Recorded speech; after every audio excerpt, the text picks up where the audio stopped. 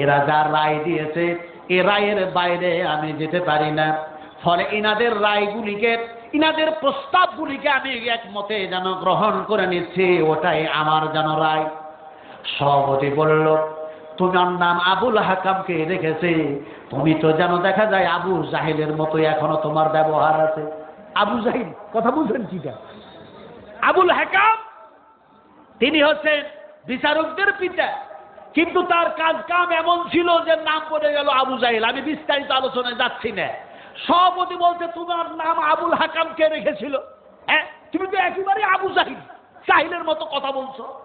এই দুইজন যা রায় দিয়েছে তোমার রায় সেই, এ কথা কেন বলতেছ? তোমারও যদি এই রায়গুলি তোমারও যদি হয়, আবু জাহিল, আবুল হাকাম তোমার মতো পাওয়ারফুল মানুষ, তোমারও রায়কে আমি ক্যান্সেল করে দিলাম। এরা তিনজন মিলেই যেন বলল, তাহলে আপনি সভাপতি আপনি একটা ফাইসালা শোনায়া দেন যেটা আমরা গ্রহণ করব, আর এই দেশে যেন সেই আইনটা বাস্তবায়ন করব। এমন সময় যেন দেখা গেল সভাপতি বলল, আমার যেটা রায়, যেটা প্রস্তাব তোমাদের সামনে পেশ করতেছি, যে ডিপুটেশনটা আমি তোমাদের সামনে রাখতেছি, সেটা হচ্ছে এইটা, মুহাম্মদুর রাসূলুল্লাহ সাল্লাল্লাহু আলাইহি সাল্লাম তিনি শুয়ে আছেন বিছানায়, তোমরা যাও আর রাতারাতি গিয়ে তাকে হত্যা করে দাও। আগামীকাল সূর্য উদয় হবে না, দেখা যায় মুহাম্মদুর রাসূলুল্লাহ সাল্লাল্লাহু আলাইহি সাল্লাম দুনিয়া থেকে বিদায় নেবে। সভাপতির কথা শুনে তারা তিনজন খুব খুশি হলো। আজ বাইতুল হারাম কাবা শরীফে তওয়াফ করতে পারবে না, সেখানে হজে যেতে পারবে না। এর জন্য দেখা যায় কি যেন করোনা নাকি বলছে, করোনা নাকি করোনা। আমি করোনার ওয়াজ আজকে করব না, ইনশাআল্লাহ এইদিকে আসবো। রাঘুপুর টাঘুপুর অনেক জায়গায় দাওয়াত নেওয়া আছে, কোথায় কোথায় ইনশাআল্লাহ। তারপরে রনঘট কনঘট কোথায় কোথায় আছে, সেই দিন আমি করোনার ব্যাপারে আলোচনা করব কোরআনের আয়াত দিয়ে, যেহেতু করোনার ব্যাপারে কোরআনের মধ্যে আয়াত এসছে। জরুর আলহামদুলিল্লাহ। শুধু এতটুকু বলতে চাই, আযাব কে পাঠায়? জবাব দিতে হবে, মুসলমান হলে জবাব দিবেন, আর যদি মোদির অনুসরণকারী হলেন তাহলে চুপ করে থাকবেন। আযাব কে দেয়? আরো জোরে বলুন, আযাব কে পাঠায়? কাদের ওপরে? বলতে পারলেন না, আর বলতে পারলেন না।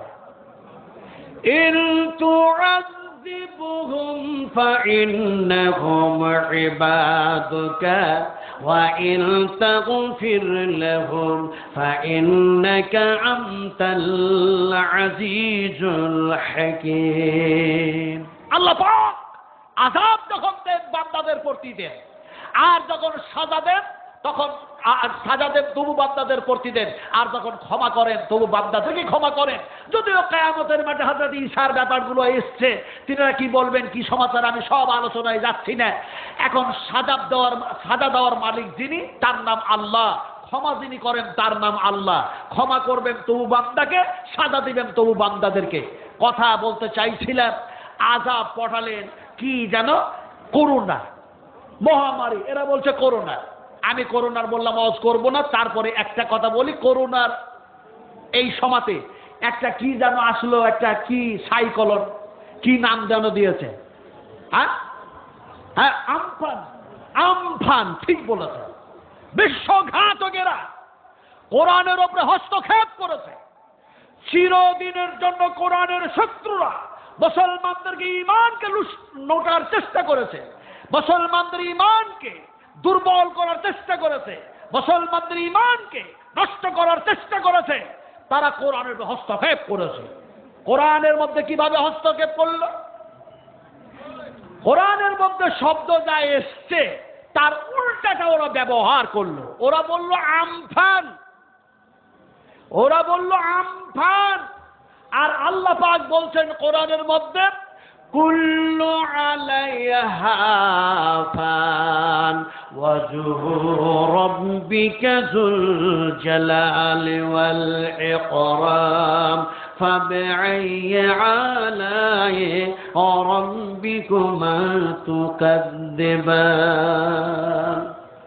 আল্লাহ পাক তিনি বললেন সমস্ত সব কিছু ধূলিসাৎ হয়ে যাবে, সব কিছু ধ্বংস হয়ে যাবে, সব কিছু নাস্তানাবুদ করে দেব। আমি আল্লাহ পাকের জুলজালাল, আমি আল্লাহ পাকের এগুলি কায়েম ও দায়েম থাকবে। এরা তার উল্টা করলো কি? বলে কোরআনের উল্টা করো, কারণ মুসলমানদের ঈমান এ কোরআনের প্রতি আছে। কোরআনের প্রতি আমাদের ঈমান আছে না নাই? বলুন জোরে কথা বলতে, ঈমান আছে না নাই?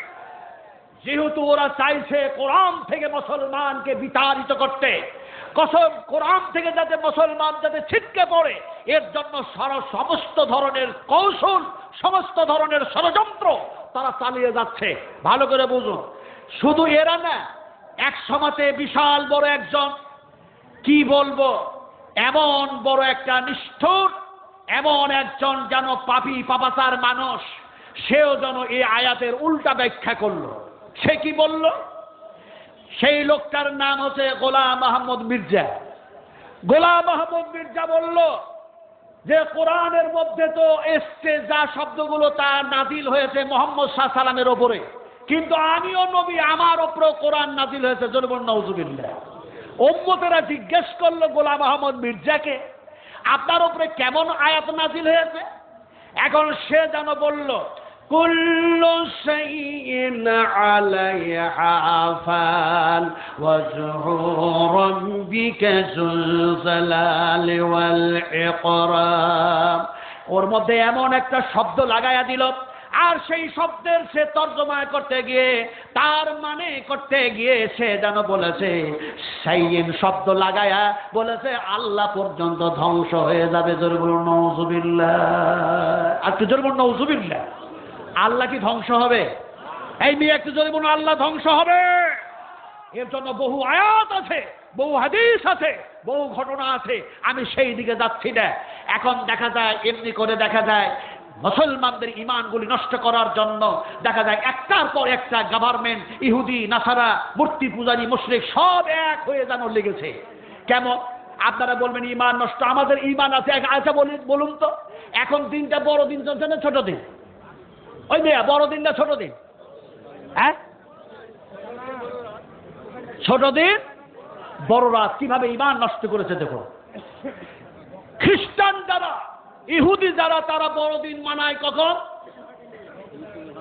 ডিসেম্বর মাসের কত তারিখ? এখন সেই ডিসেম্বর মাসে তারা বড়দিন মানালো মোমবাতি টমবাতি জ্বালায়া। মুসলমানকেও যদি জিজ্ঞেস করা হয় বলো তো বড়দিন কোনটা, বলবে এই তো ডিসেম্বর মাস থেকে বড়দিন।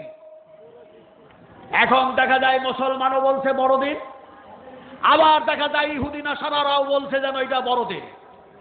সবচেয়ে দুনিয়ার জমিনে যেটা বড়দিন, রাসূল কারীম সাল্লাল্লাহু আলাইহি ওয়াসাল্লাম সেটা বুখারী শরীফের মধ্যে বয়ান দিয়েছেন। জোরে বলুন সুবহানাল্লাহ। আল্লাহর হাবিব বিশ্ব নবী বললেন, শোনো বড়দিন কোনটা? আমি মুহাম্মদুর রাসূলুল্লাহ সাল্লাল্লাহু আলাইহি ওয়াসাল্লাম যেন বলে যাচ্ছি, খবরদার তোমাদের ঈমানকে তোমরা নষ্ট হতে দিও না। আমার ভাইয়েরা, আমার মায়েরা, আমার বোনেরা, বিশ্ব নবী মুহাম্মদ সাল্লাল্লাহু আলাইহি ওয়াসাল্লাম তিনি হজে গেলেন। আর হজে যাওয়ার পরে দেখা যায় আরফার মাঠে বক্তৃতা করছেন। বক্তৃতাগুলির মধ্যে কি কি ভাষণ ছিল সব কথা খুলে আপনাদের সামনে বলার সময় নাই হাতে। শুধু এতটুকু বলতে চাই, আল্লাহর হাবিব বললেন, ও আরফার মানুষেরা, ও আমার উম্মতেরা শোনো, আমি মুহাম্মদ সাল্লাল্লাহু আলাইহি ওয়াসাল্লাম বলছি আজকের দিনটা হলো সবচেয়ে বড় দিন। সুবহানাল্লাহ পড়েন। কেউ জিজ্ঞেস করলো, ইয়া রাসূলুল্লাহ, আপনি আজকের দিনটা কি বড় দিন কেন বললেন? নবী বললেন, আরফার মাঠে যত মানুষ এসে গেছে, এই মানুষগুলির জন্য আল্লাহ সুবহানাহু ওয়া তাআলা জাহান্নামের আগুনটা হারাম করে দিল। যার জন্য আমি মুহাম্মদ সাল্লাল্লাহু আলাইহি ওয়াসাল্লাম বলছি আরফার দিনটা সবচেয়ে আজকে বড় দিন। আরফার রোজা আপনারা রাখেন না? রাখেন না? ওই মেয়ে আরফার রোজা রাখেন না? রাখেন না? আমি সব কথা তো বলতে পারবো না, আগেই বলেছি। আসলে বলতে চাইছি বড়দিনের ব্যাপারে রাসূল যেটা কথা বললেন সেই হাদিস জানার পরেও তার প্রতি আমল করতে পারলাম না, তার উপরে জীবন বাস্তবায়ন করতে পারলাম না। ইহুদিরা কোথায় গোল বৈঠক করে তারা যেন দেখা যায় মোমবাতি জ্বালালো আর বললো এমনি করে দেখা যায় ডিসেম্বর মাসের এত তারিখ যেন এমনি করে বড়দিন হয়ে গেল। সেই দিনটাকে আমরাও বলছি বড়দিন। সবচেয়ে বড় দিন যেটা রাসূল আকরাম সাল্লাল্লাহু আলাইহি ওয়াসাল্লাম তিনি বললেন, সেই দিনটাকে বড়দিন বলা হয়েছে, আরফা দিনটাকে বড়দিন বলা হয়েছে। সুবহানাল্লাহ। আমার ভাইয়েরা, আলোচনা করতে যাচ্ছিলাম কি, এখন দেখা যায় সভাপতি বলল তোমার যেন আইনটাকে, তোমার এই প্রস্তাবটাকে ক্যান্সেল করে দিলাম, আর আমি বলি মুহাম্মদ সাল্লাল্লাহু আলাইহি সাল্লামকে গিয়ে হত্যা করে দাও। তাদের যেন গোল বৈঠক হয়ে গেল। নবী জানেন না, সাহাবায়ে কেরামেরা জানেন না। এমন সময় আল্লাহ সুবহানাহু ওয়া তাআলা হযরতে জিবরিলকে পাঠালেন, আর হযরতে জিবরিল আসলেন, এসে যেন বললেন আসসালামু আলাইকা ইয়া রাসূলুল্লাহ। আচ্ছা, সালাম যে দিলাম তা আপনারা কি অন্য কিছু ভাবছেন নাকি? সালাম দেন না আপনারা? এই নবীকে সালাম দেন না? নবীকে সালাম না দিলে পার হবেন কেমন করে? উপায় নাই। সালাত কমপ্লিট করতে পারবেন না। আপনি তাসাহুদে যখন বসেন তখন আপনি দোয়া পড়েন না? এই দোয়া পড়েন না? ভাত যখন খান, ভাত খাওয়ার পরে দোয়া পড়েন না? কি দোয়া পড়েন? ব্যাস। হায় রে বাবা, ঈমান কিভাবে নষ্ট হয়! বুখারী শরীফের হাদিস। তুমি শ্বশুর বাড়ি গেলে, বিয়েই বাড়ি গেলে, মেয়ের বাড়ি গেলে, খাবার খেলে, গোশত দিয়ে, ডিম দিয়ে, মাছ দিয়ে ভাত খেলে, তারপরে দোয়াটা পড়বে না? যে আল্লাহ পাক খাওয়ালেন সেই দোয়াটা কি দোয়া পড়তে হয়? আলহামদুলিল্লাহ বললে শেষ। বিশ্বনবী বললেন দোয়া পড়ে নাও, আলহামদুলিল্লাহি হামদান কাসীরান তাইয়্যিবান মুবারাকান ফি গায়রা মাগফিয়ান ওয়ালা মুআদ্দিয়ান ওয়ালা মুস্তাগনান আনহু রাব্বানা। এই দোয়াটা বুখারী শরীফের মধ্যে এসেছে। রাসূল করিম সাল্লাল্লাহু আলাইহি সাল্লাম যা শিখিয়েছেন সাহাবায়ে কেরামদেরকে, আর তিনি যা বলেছেন, একটা দোয়া আছে যে দোয়াটা मुझे मंजूर नहीं है कि मैं तेरे शिकायत करूं, बात ही से बात निकल आती है तो मैं क्या करूं। কুলের কথা খুলে বলার ইচ্ছা করে না, একটি কথা বলতে গিয়ে আরেকটি কথা মনে পড়ে যাচ্ছে, রিমোট নেই, আমি জিহ্বা কন্ট্রোল করতে পারছি না। আরেকটি দোয়া রাসূল করিম সাল্লাল্লাহু আলাইহি ওয়াসাল্লাম বললেন, বলে তোমরা যখন বিছানায় শুবে, শোয়ার আগে দোয়াটা পড়ে নাও। রাতের বেলায় যদি তোমাদের মৃত্যু হয়ে যায়, আল্লাহ পাক যদি মৃত্যু মুখে পতিত করে দেন, তাহলে তোমাদের মৃত্যুটা যেন ইসলামের ভিত্তিতে হবে। সুবহানাল্লাহ পড়েন। দোয়াটা কি? আল্লাহ নবী বলতেন শোয়ার সময় তোমরা আল্লাহ বিসমিকা পড়ো, কিন্তু নবী এমন একটা দোয়া শেখাচ্ছেন যে দোয়াটা পড়লে আপনার দেখা যায় এমনি করে ইসলামের ভিত্তিতে যেন মত হয়ে যাবে। হযরতে এমনি করে দেখা যায় নবী করিম সাল্লাল্লাহু আলাইহি সাল্লাম দোয়াটা যখন শিখাতে চাইলেন, সাহাবীরা যখন শিখলেন, সেই দোয়াটা আমাদেরও শিখা দরকার না? আছে না? দোয়াটা কি? আল্লাহুম্মা নাফসি ইলাইকা ওয়াজ্জাহতু ওয়াজহি ইলাইকা ওয়া ফাওয়াযতু আমরি ইলাইকা ওয়া আলজাতু জাহরি ইলাইকা রাগবাতান ওয়া রাহবাতান ইলাইকা লা মালজা ওয়া লা মানজা মিনকা ইল্লা ইলাইকা আমানতু বিকিতাবিকা আল্লাযী আনজালতা ওয়া বিনাবিয়িকা আল্লাযী আরসালতা। বুখারী শরীফের মধ্যে এসেছে, মুসলিম শরীফের মধ্যেও দোয়াটি এসেছে। সুবহানাল্লাহ পড়ে। এটা জোরে বলুন সুবহানাল্লাহ। এখন দুয়ার ব্যাপারে যদি আমি কথা বলতে চাই তো অনেক হয়ে যাবে। এখন সে কথা নয়, আমি বলতে চাইছিলাম কি, আপনাদের সামনে যে কথাটা আমি বলতে চাইছিলাম, নবীকে সালাম দিতে গিয়ে দোয়া পড়েন না? তাসাহুদের মধ্যে পড়েন না? কি বলেন? আত্তাহিয়াতু লিল্লাহি ওয়াস সালাওয়াতু ওয়া তাইয়্যিবাতু আসসালামু আলাইকা আইয়ুহান নবী। কিন্তু হযরত আব্দুল্লাহ বিন মাসউদ তিনি বলছেন রাসূল করিম সাল্লাল্লাহু আলাইহি ওয়াসাল্লাম যখন আমাদের সামনে প্রেজেন্ট ছিলেন সেই সময় আমরা এটা বলতাম, কিন্তু রাসূল যখন আমাদের সামন থেকে ইহকাল থেকে পরকাল গমন করলেন তখন আমরা আর আইয়ুহান নবী পড়তাম না, আমরা বলতাম আলান নবী। হাদিসের মধ্যে অনেক যেন কথাবার্তা এসছে, আমি সেদিকে যাব না। তবে এখানে যেন বলা হয় আসসালামু আলাইকা আলান নবী, আবার যেন বলা হয় আসসালামু আলাইকা আইয়ুহান নবী। সালাম দিলেন না ও দিয়া সালাম দিলেন না। এখন কে এসে সালাম দিল? হযরত জিবরিল যেন এসে বলছেন আসসালামু আলাইকা ইয়া রাসূলুল্লাহ। আপনার ব্যাপারে যেন আবুল হাকাম আর আবুল বাখতিয়ার আর যেন আবুল আসওয়াদ মিটিং করেছে আর আইন তৈরি করেছে তিনটা। একটার নাম হলো যেন সিএ, আর একটার নাম হলো এনআরসি, আর একটার নাম হলো এম্পিয়ার। বিশ্ব নবী যখন এরা এই আইন তৈরি করেছে, আল্লাহ পাক আপনাদেরকে সতর্ক হওয়ার জন্য কথা বলেছে। সতর্কটা কি? ও নবী শোনো, আল্লাহ রাব্বুল আলামিন যেন বলেছেন ইয়া আইয়ুহাল্লাযীনা আমানু ইন তাত্তাকুল্লাহা ইয়াজআল লাকুম ফুরকানান ওয়া ইউকাফির আনকুম সাইয়্যাতিকুম ওয়া ইয়াগফির লাকুম ওয়াল্লাহু যুল ফাযলিল আযীম। ইয়া আইয়ুহাল্লাযীনা আমানু, ও বিশ্বাস্ত বান্দা বান্দীরা, তোমরা শোনো, ইন তাত্তাকুল্লাহ, এই মুহূর্তে, এই সময়ে, এই মোমেন্টে, এই অবস্থায় এখন তোমরা সবচেয়ে যাকে ভয় করতে হয় তার নাম হচ্ছে আল্লাহ। ইন তাত্তাকুল্লাহ, এই সময় আল্লাহকে সবচেয়ে বেশি ভয় করো। আপনাদের জিজ্ঞেস করতে চাই মালদা জেলার মানুষেরা, আমরা ভয় করব কাকে? মুমিনেরা ভয় করে কাকে? মুসলমানেরা ভয় করবে কাকে? লা ইয়াখাফু ইল্লাল্লাহ, আল্লাহ ছাড়া মুমিনেরা কাউকে ভয় করে না। চলে বলি নারায়ে তাকবীর। এরা বলছে মাদ্রাসা বন্ধ করব। আমি সেই কথা বলতে চাইছি আপনাদের, শোনো, লা ইয়াখাফু ইল্লাল্লাহ, আল্লাহ ছাড়া মুমিনেরা কাউকে ভয় করে না। চলে বলি নারায়ে তাকবীর। আমার ভাইরা, সোনার টুকরারা, কথা বলে যাচ্ছি, ভালো করে শুনে রাখো। আজকে মুসলমানকে যারা ভয় দেখাচ্ছে তাদের নাম হচ্ছে মানুষ, আর তিনি ভয় করার জন্য বলছেন তার নাম হচ্ছে আল্লাহ। আল্লাহ বলছেন ইন তাত্তাকুল্লাহ, এই মোমেন্টে সময় তোমরা আল্লাহকে যদি ভয় করো, ইয়াজআল লাকুম ফুরকানাও ওয়া ইউকাফির আনকুম সাইয়্যাতিকুম। আল্লাহ পাক বলছেন এ সময় তাহলে আমি তোমাদের জন্য একটা সুন্দর ফায়সালা শোনাবো। জোরে সুবহানাল্লাহ। আল্লাহ পাক বলছেন এই মুহূর্তে, এই মোমেন্টে, এই সময়ে আমি তোমাদের জন্য একটা ভালো ফায়সালা যেন দেব। জোরে সুবহানাল্লাহ। ইয়াজআল লাকুম ফুরকানা, শুধু এমনি করে ভালো ফায়সালা, ভালো এমনি করে দেখা যায় একটা যেন দেব তাই না, বরং আর কি করব শোনো, ইউকাফির আনকুম সাইয়্যাতিকুম, আর তোমরা যা গুনাহ করেছো সেই গুনাহ থেকে তোমাদের বিরত রেখে দিব। আর কি করব, যে গুনাহগুলো করেছো তা আমি ওয়াগফির লাকুম, মাফ করে দেব।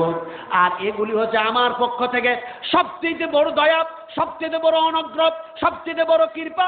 এটা হচ্ছে আমার ফজল কারাম। ও বান্দা বান্দিরা, আমি আল্লাহ পাক তোমাদের এই ব্যাপারে অবগত করে দিচ্ছি, আমি আল্লাহ পাক তোমাদের এই ব্যাপারে ইনফরমেশন করে দিচ্ছি। শোনো, এ কথা বলার পরে হযরত জিবরিল বললেন ইয়া রাসূলুল্লাহ, আপনারা যদি এই কাজ করেন আল্লাহ পাক অবশ্যই আপনাদের নিরাপত্তার একটা ফায়সালা দেবে। রাসূল বললেন হে আমার রফিক, হে আমার দোস্ত, ওই তিনজন পাওয়ারফুল মানুষ ওরা আমাদের বিরুদ্ধে কি মিটিং, কি আইন তৈরি করেছে? হযরত জিবরিল বললেন আল্লাহ পাক আমাকে বলে পড়ালেন ওয়াইয ইয়ামকুরু বিকাল্লাযিনা। আপনারা কি বিরক্ত হচ্ছেন নাকি? ওই মেয়েরা বিরক্ত হচ্ছেন নাকি? সবাই মনে মনে ভাবছে কখন মাদ্রাসার যে কালেকশন হবে। কথা বুঝেন কি যে কালেকশন হবে, ইনশাআল্লাহ কালেকশন হবে। জানি না রাত্রি কটা বেজেছে, এখন 7:30 নাকি? হ্যাঁ, 9:25। আর কিছুক্ষণ বলি, তারপরে মাদ্রাসা আদায় করবো আর জালসাও করবো ইনশাআল্লাহ, ওয়াজও করবো। কথা বলতেছিলাম, আল্লাহ পাক বলছেন ওয়াইয ইয়ামকুরু বিকাল্লাযিনা কাফারু লিয়ুসবিতুকা আও ইয়াকতুলুকা আও ইয়াখরুজুকা ওয়া ইয়ামকুরুনা ওয়া ইয়ামকুরুল্লাহু ওয়াল্লাহু খায়রুল মাকিরিন। বাস এর মধ্যে চলে আসলো আল্লাহ পাক জানিয়ে দিলেন জিবরিল মারফতে, ও নবী লিয়ুসবিতুকা, তোমাকে বন্দী করতে চেয়েছে, আমাদের জন্য ক্যাপ তৈরি করবে। কথা বুঝতে পেরেছেন? আমাদের জন্য ক্যাপ তৈরি করবে। নবীকে বলছেন লিয়ুসবিতুকা, তোমাকে বন্দী করতে চেয়েছে। এরপরেও যেন সেটা অস্বীকার করে দিয়েছে, ক্যান্সেল করেছে। আর ক্যান্সেল করার পরে তারা বলেছে আও ইয়াকুতুলুকা, হত্যা করতে চেয়েছে। তারপরে এটাও যেন দেখা যায় কেন কার্যকারী হয়েছে, আও ইয়াসবিতুকা আও ইয়াকতুলুকা আও ইয়াখরুজুকা, আর তোমাদেরকে এই দেশ থেকে বিতাড়িত করতে চেয়েছে। বাস এক তোমাদের বন্দী করতে চেয়েছে, এক তোমাদেরকে এমনি করে বিতাড়িত করতে চেয়েছে, এক হত্যা করার তারা ফায়সালা নিয়েছে। ওয়ায়ামকুরুল্লাহু ওয়ায়ামকুরুন, আল্লাহ পাক যেন বলেন, ও নবী ভালো করে শোনো, জিবরিল মারফতে তোমাকে জানিয়ে দিলাম।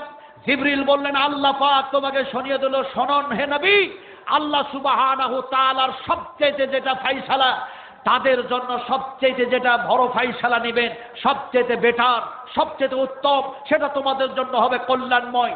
আল্লাহর মক্কর চক্কর, আল্লাহর চালাকি চতুরের কাছে কাউরির চালাকি চতুরি চলে না। কথা ঠিক না বেঠিক বলুন আপনারা, ঠিক না বেঠিক?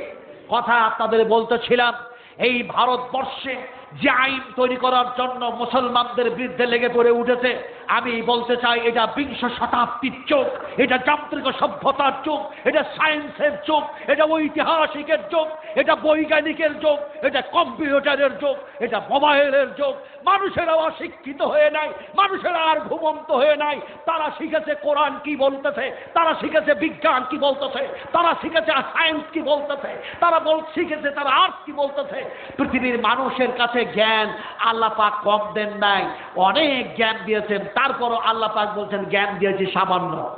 ভ্যাকসিন আসছে, ভ্যাকসিন কে তৈরি করেছে? মানুষ জায়গা পাচ্ছে না, বহু মানুষ দাঁড়িয়ে আছে, শত শত মানুষ দাঁড়িয়ে আছে। আপনারা যদি একটু দয়া করে এগিয়ে আসেন, কোরআনের মহব্বতে, নবীর মহব্বতে একটু সামনে এগিয়ে যদি আসেন, তাহলে ওনারা বসার সুযোগটা পাবেন। আলহামদুলিল্লাহ। অপরের জন্য একটু বসার সুযোগ করে দেন, আল্লাহ পাক আপনাদের জান্নাতে বসার সুযোগ করে দেবেন। কারণ আল্লাহ পাক কোরআনে বলেছেন আল জাযাউল ইহসানু ইল্লাল ইহসান ফাবিআইয়ি আলাই রাব্বিকুমা তুকাযযিবান। তোমরা যদি এমনি করে দুনিয়ার জমিনে এক অপরের যদি ইহসানি করো, সহযোগিতা করো, সহানুভূতি করো, আমি আল্লাহ পাক কিয়ামতের মাঠে কঠিন দিনে, ভীষণ দিনে আমি যেন তোমাদের সহানুভূতি করব।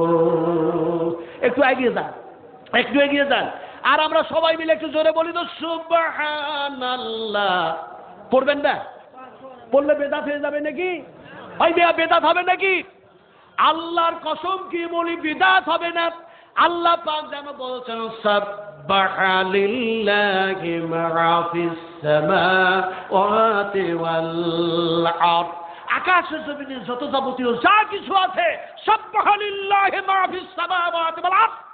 আল্লাহ পাক বলছেন তারা আমার তাসবিহ, আমার তাহলিল, আমার পবিত্রতা বয়ান করতেছে। তোমরা দেখতেছো না সূর্যটাকে, তোমরা দেখতেছো না চন্দ্রটাকে, তোমরা দেখতেছো না তারকাটাকে, তোমরা দেখতেছো না গাছপালাগুলিকে।